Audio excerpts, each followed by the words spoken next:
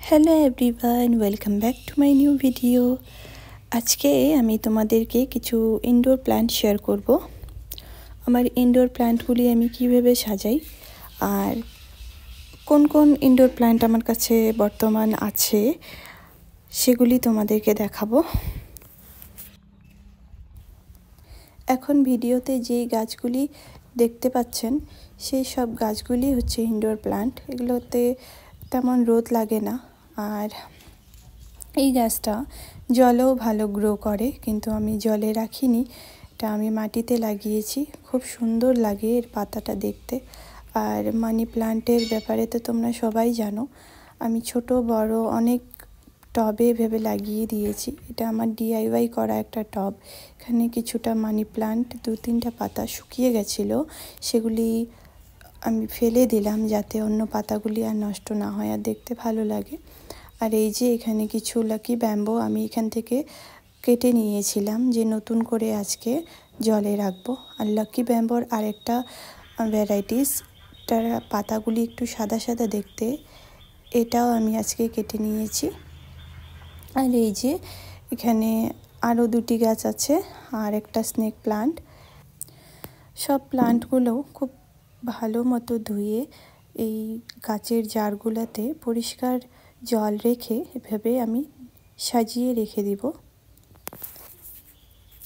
দেখো খুব সুন্দর লাগছে আর লাইটের আলো পড়ে গাছগুলি আরও বেশি চকচক করছে। এই যে এখানে একটা মানি প্লান্ট রয়েছে, এটা অনেক দিন থেকে আছে এভাবে। আর এখানে একটা মানি প্লান্ট রয়েছে, এর পাতাগুলি একটু বড় বড় ওই আগেরটার তুলনায়। আর এই যে এখানে সব লাকি ব্যাম্বোগুলি, ছোট ছোট ডাল কাটছি আমি, খুব একটা বড় না। এটা শুধু সপ্তাহে একবার জল চেঞ্জ করে দিলেই হয়ে যাবে। আর কিছু প্লান্ট আমি মাটিতেও লাগিয়েছি, যেমন এই মানি প্লান্টটা, এটা একটু মাটিতে আছে কিন্তু এটার গ্রো দেখো কত ভালো।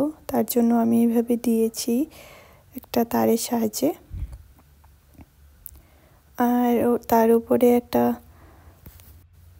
সিংহোনিয়াম, যেটা জলে রাখা, এটা অনেক দিন থেকে আছে এখানে। 2-3টা পাতা ছিল, সেটা আমি রেখে দিয়েছিলাম, ওখানে আরও পাতা গজিয়েছে। আর এই যে এখানে আরেকটা সিংহোনিয়াম আছে, অনেক বসি এটা, এখানে আমি টবে লাগিয়েছি। এটা অনেক হেলদি রয়েছে, অনেক পাতা গজিয়েছে, দেখো ছোট ছোট অনেক পাতা।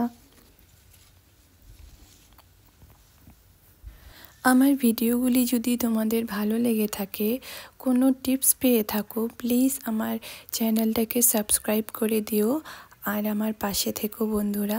Thank you so much. দেখা হবে আবার নেক্সট ভিডিওতে।